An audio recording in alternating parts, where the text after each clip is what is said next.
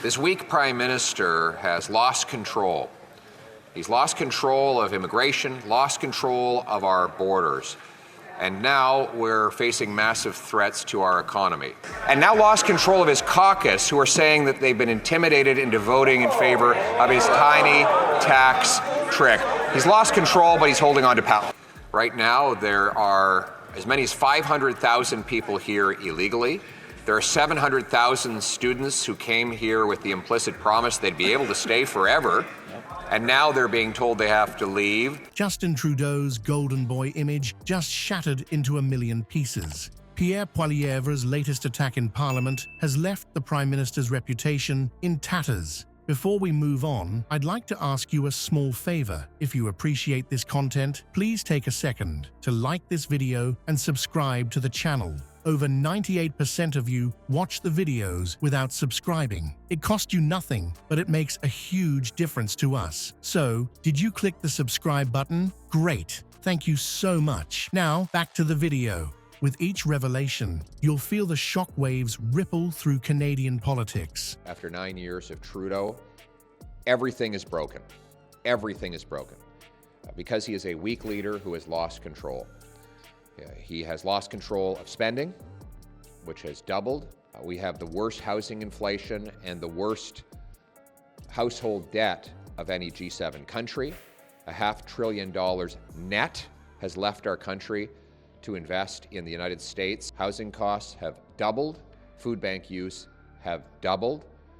He has done this through a costly carbon tax that's driven up food prices 37% faster in Canada. Are you ready to see Trudeau's carefully crafted facade crumble before your eyes? Brace yourself for a shocking revelation about Canada's economic decline. The Consumer Price Index has skyrocketed by over 6% in 2023 alone. This isn't just a number, it's a direct hit to the wallets of everyday Canadians. Remember the days when Canada's economy was the envy of the world. Before Trudeau took office, our nation boasted stable growth, manageable inflation, and a bright economic future. Fast forward to today, and the picture couldn't be more different. Under Trudeau's leadership, Canada's economic indicators have taken a nosedive. Inflation is out of control, leaving families struggling to put food on the table and keep a roof over their heads. The rising national debt is like a ticking time bomb, threatening to explode in the faces of future generations. But it's not just abstract numbers. Trudeau's policies are hitting average Canadians where it hurts most. Businesses are fleeing the country, taking jobs and opportunities with them.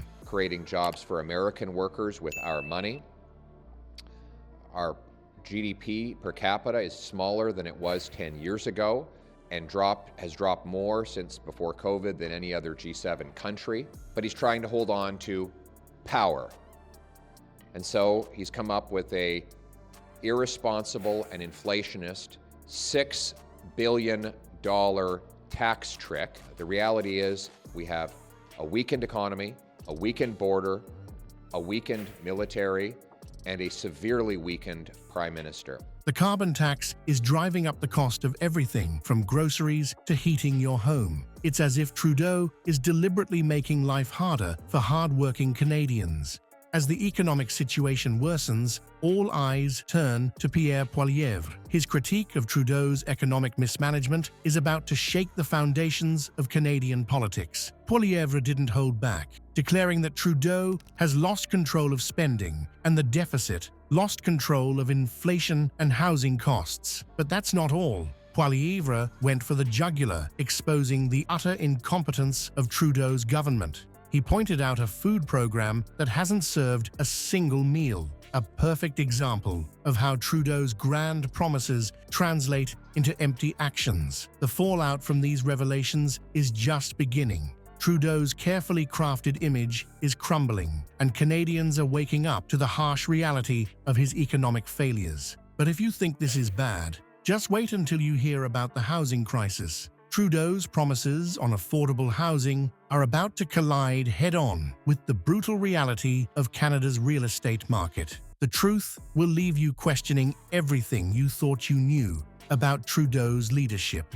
Remember when owning a home was part of the Canadian dream? Well, that dream is turning into a nightmare for countless families. Skyrocketing costs are forcing people to live in cramped, overcrowded conditions. And Trudeau's solution? A housing fund that's all talk and no action. Trudeau made big promises about affordable housing. He talked about helping Canadians find homes they could actually afford. He even set up fancy-sounding programs like the Housing Accelerator Fund. But guess what? It's all been empty words. The reality of Canada's housing market is shocking. Families are being priced out of their own neighborhoods. People are commuting for hours just to find a place they can afford. And those lucky enough to have a home, they're cramming multiple generations under one roof just to make ends meet. It's a crisis, plain and simple. But wait, it gets worse.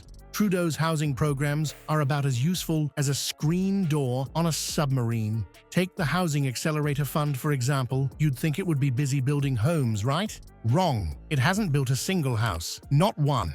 Pierre Poilievre didn't hold back when he exposed this failure. He pointed out that the fund doesn't actually build homes, it just feeds bureaucrats. And it's not just Poilievre saying this. Even Trudeau's own housing minister had to admit that the fund doesn't directly lead to home construction. It's like they're playing a game of pretend while Canadians suffer.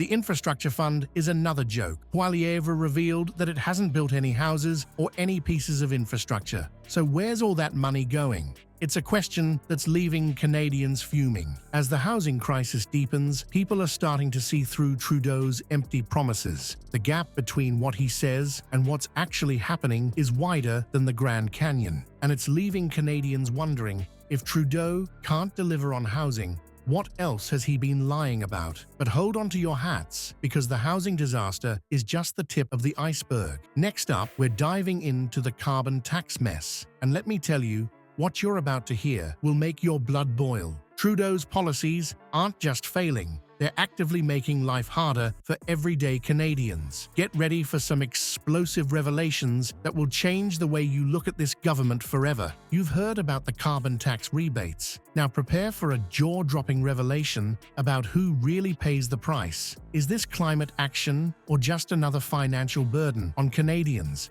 Trudeau's carbon tax was supposed to be a win-win solution. He promised it would fight climate change while putting more money back in the pockets of middle-class Canadians. The government claimed that 8 out of 10 people in provinces with the tax would get more in rebates than they paid. It sounded too good to be true, and it was. The reality of the carbon tax is hitting Canadians hard. Energy costs are skyrocketing, and families are feeling the pinch. Every trip to the grocery store, every utility bill, every tank of gas. The carbon tax is making everything more expensive. And those rebates, they're not covering the real costs for many households. But it gets worse. The carbon tax is set to keep climbing. Experts predict it could reach a staggering 61 cents per litre. That's not just a number, it's a direct attack on the wallets of hardworking Canadians. How are families supposed to make ends meet when the government keeps driving up the cost of living? Pierre Poilievre isn't pulling any punches in his criticism of the carbon tax. He's exposed the harsh truth behind Trudeau's climate policies. Poilievre pointed out a shocking fact. The government's food program, meant to offset rising costs, hasn't served a single meal. It's a perfect example of how Trudeau's grand promises often lead to empty results. The carbon tax isn't just hurting individuals, it's damaging Canadian businesses too. Companies are struggling to stay competitive, and some are even considering moving across the border to escape these crushing costs. Is Trudeau's policy inadvertently benefiting American interests at the expense of Canadian jobs? So, will Trudeau's carbon tax really put more money in your pocket? The evidence suggests otherwise. It's looking more and more like a thinly veiled cash grab, leaving Canadians poorer while failing to deliver on its climate promises. But if you think the carbon tax scandal is bad, just wait until you hear about Trudeau's immigration policies. The next revelation will leave you questioning everything you thought you knew about Canada's approach to newcomers. Get ready for some hard truths that the government doesn't want you to hear. The carbon tax debate pales in comparison to what's happening with immigration. Trudeau promised a stronger, more diverse Canada through increased immigration. But has his plan backfired spectacularly? The answer might surprise you, and it's got Pierre Poilievre firing on all cylinders. Trudeau's government set ambitious immigration targets, aiming to welcome over 400,000 new permanent residents every year. It's a staggering number that's left many Canadians wondering if our country can handle such a massive influx. Trudeau claims these policies will boost our economy and enrich our culture. But the reality on the ground tells a very different story. The strain on Canada's resources is becoming impossible to ignore. Our housing crisis, already a nightmare for so many families, is getting even worse. New immigrants need places to live, and that's driving up demand and prices in an already overheated market. Healthcare systems are buckling under the pressure too. The Canadian Medical Association is sounding the alarm, warning that we simply don't have enough doctors and nurses to care for all these new arrivals. Pierre Poilievre isn't holding back in his criticism. He's accused Trudeau of completely losing control of immigration. In Poilievre's own words, the Prime Minister has lost control of the borders, lost control of immigration, lost control of spending, and the deficit. It's a damning indictment of Trudeau's leadership, and it's resonating with many frustrated Canadians. But the immigration debate isn't just about numbers, it's sparking fierce arguments about Canada's future. Supporters of Trudeau's policies say we need immigrants to fill labor shortages and fuel economic growth. Critics warn that without proper planning and resources, we're setting ourselves up for long-term social and economic problems. And here's a shocking twist. There are reports of a surge in illegal border crossings. Poilievre claims that American seizures of fentanyl at the Canada-US border have tripled. Is our supposedly welcoming immigration policy actually making us less safe? So, has Trudeau's government really failed on immigration? The evidence is mounting, and Canadians are demanding answers. But hold on to your hats, because we're not done yet. Our final revelation about Trudeau's policies will leave you questioning everything you thought you knew about Canadian politics.